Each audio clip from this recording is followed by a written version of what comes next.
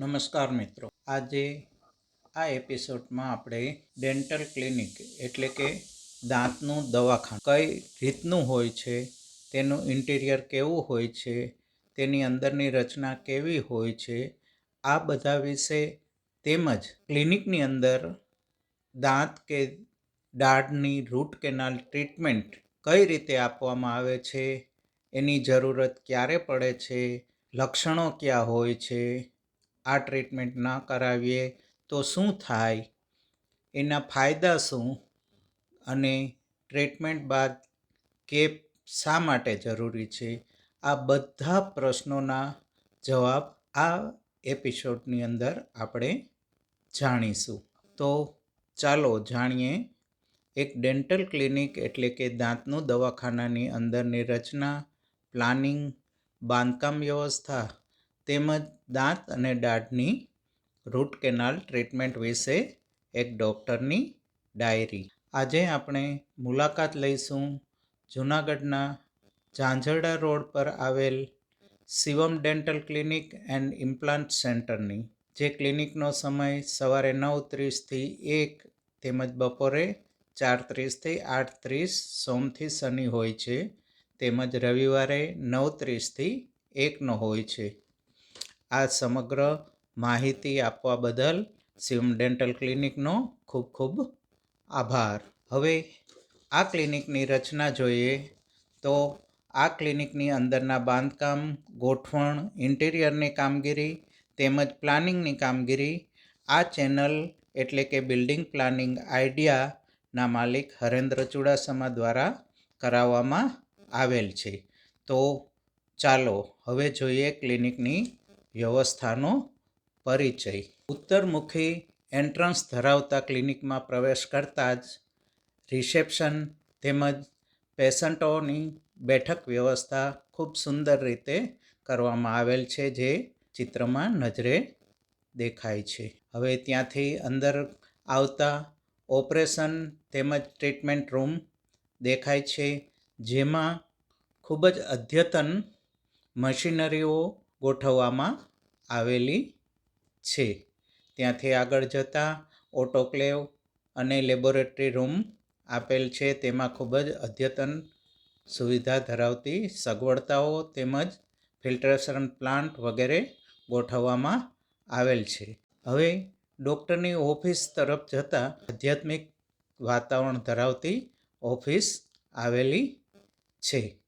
આ ક્લિનિકમાં ઉપલબ્ધ સારવારો જોઈએ તો ડેન્ટલ ઇમ્પ્લાન્ટ એટલે કે સ્ક્રૂ દ્વારા ફિક્સ દાંત બેસાડવાની સુવિધા, મૂળિયાની સારવાર એટલે કે રૂટ કેનાલ ટ્રીટમેન્ટ, ડાપણ દાઢની સર્જરી, વાંકા ચૂકા દાંતની સારવાર, પેઢાના રોગો, પાયોરિયાની સારવાર તથા પેઢાની સર્જરી, નાના બાળકોના દાંતની સારવાર, ફિક્સ દાંતના કવર તથા બ્રિજ બેસાડવા, તમામ પ્રકારના ચોકઠા એટલે કે ડેન્ચર બેસાડવા, દાંતમાં બ્લીચિંગની સુવિધા, સ્માઇલ ડિઝાઇન, મોઢાના ફ્રેક્ચરની સારવાર.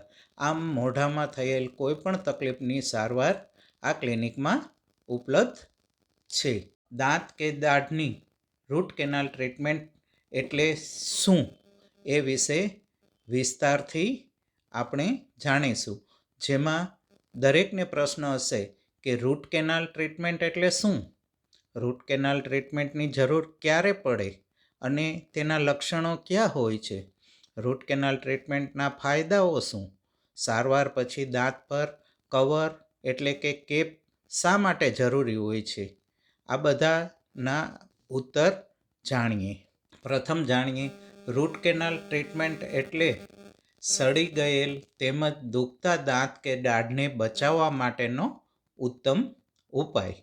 પહેલાંના સમયમાં આવા દુખતા કે સડેલા દાંતને કાઢી નાખવામાં આવતા, પરંતુ હવેના યુગમાં આધુનિક સારવાર પદ્ધતિની મદદથી આવા રોગગ્રસ્ત દાંત કે દાઢને કાઢવાને બદલે કાયમ માટે બચાવી લેવા શક્ય બનેલ છે.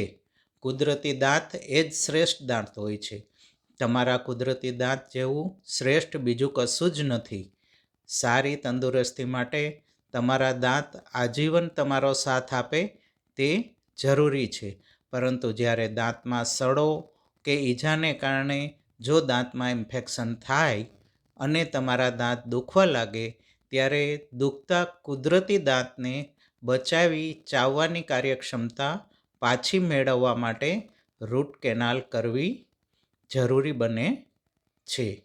રૂટ કેનાલ ટ્રીટમેન્ટની જરૂરત ક્યારે પડે છે? તો ચાલો જાણીએ. જ્યારે દાંત કે દાઢમાં ઊંડો સડો થયેલ હોય ત્યારે, અકસ્માત કે અન્ય કોઈ કારણોથી દાંત કે દાઢમાં ઈજા થયેલ હોય ત્યારે, દાંતમાં ખૂબ જ ઘસારો થયેલ હોય ત્યારે. હવે જાણીએ દાંતમાં નીચે જણાવેલ લક્ષણો જણાય ત્યારે પણ રૂટ કેનાલ ટ્રીટમેન્ટ કરવી જરૂરી બને છે.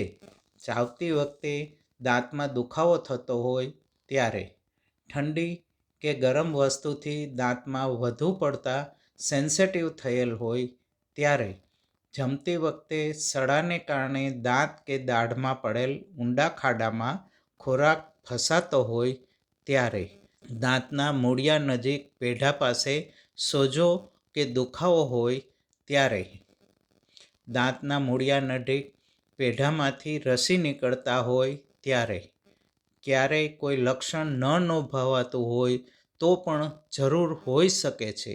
જેમ કે દાંતના એક્સરેમાં સ્પષ્ટ જણાતું હોય કે દાંતનો સડો નસ સુધી ઊંડે પહોંચી ગયેલ છે ત્યારે. હવે જાણીએ રૂટ કેનાલ ટ્રીટમેન્ટ એટલે શું? રૂટ કેનાલ ટ્રીટમેન્ટ દાંતની નસની જટિલ અને ચોકસાઈપૂર્વક કરવામાં આવતી ટ્રીટમેન્ટ છે, જેમાં દાંતના પોલાણ અને રૂટ કેનાલમાંથી ઇન્ફેક્શન દૂર કરવામાં આવે છે અને ખાસ રબર જેવા મટીરિયલથી બનેલ કૃત્રિમ નસ દ્વારા કેનાલને સીલ કરવામાં આવે છે, જેથી ફરીથી ઇન્ફેક્શન થાય નહીં.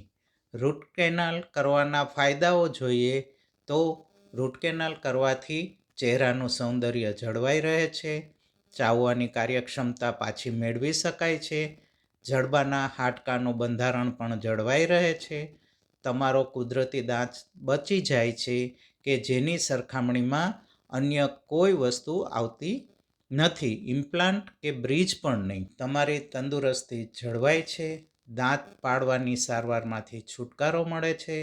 આર્થિક રીતે વિચારીએ તો દાંત કાઢીને ઇમ્પ્લાન્ટ કે બ્રિજ કરવા કરતાં રૂટ કેનાલ ટ્રીટમેન્ટથી દાંત બચાવવો વધારે ફાયદાકારક અને ઓછો ખર્ચાળ છે. હવે પ્રશ્ન થશે, સારવાર પછી દાંત પર કવર એટલે કે કેપ શા માટે જરૂરી હોય છે? ચાલો જાણીએ. ઊંડી સડી ગયેલ તેમજ દુખતા દાંત કે દાઢને બચાવવા રૂટ કેનાલ ટ્રીટમેન્ટ કરવાના મુખ્ય 2 કારણો હોય છે. પહેલું, તેનાથી દાંત કે દાઢનો દુખાવો કાયમ માટે દૂર થાય છે અને બીજું, દાંત કે દાઢની ચાવવાની કાર્યક્ષમતા પાછી મેળવી શકાય છે.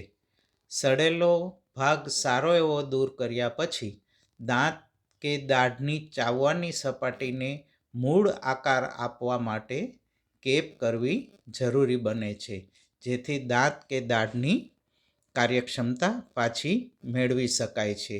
સડેલા દાંત કે દાઢની સારવાર દરમિયાન જેટલો ભાગ સડેલો હોય તે દૂર કરવો જરૂરી છે અને દાંત કે દાઢ સાફ કર્યા પછી જો એવું લાગે કે બચી ગયેલો દાંત નબળો પડી ગયો છે અને તેને કારણે કોઈ કડક વસ્તુ ચાવવાથી દાંતમાં ફ્રેક્ચર થવાની અથવા તો તેમાં કરેલું ફિલિંગ નીકળી જવાની શક્યતાઓ હોય તો તેના પર રક્ષણાત્મક અને કોસ્મેટિક કવર એટલે કે કેપ કરવું હિતાવહ છે. હવે જોઈએ દાંતના ઊંડા સડાની રૂટ કેનાલ ટ્રીટમેન્ટ ન કરાવીએ તો શું થાય?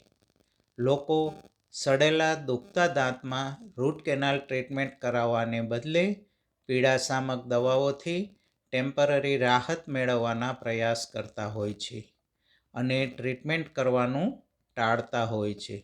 જો સમયસર યોગ્ય ટ્રીટમેન્ટ ન થાય તો રૂટ કેનાલનું ઇન્ફેક્શન દાંત નીચેના જડબાના હાડકાઓમાં ફેલાય છે અને તેને કારણે જો દબાણપૂર્વક રસી થાય તો અસહ્ય દુખાવો થાય અને રસીની માત્રા ઓછી હોય ત્યારે દુખાવો થતો નથી. જ્યારે શરીરની રોગ પ્રતિકારક શક્તિ ખૂબ સારી હોય ત્યારે આવા ઇન્ફેક્શનની ખબર પડતી નથી.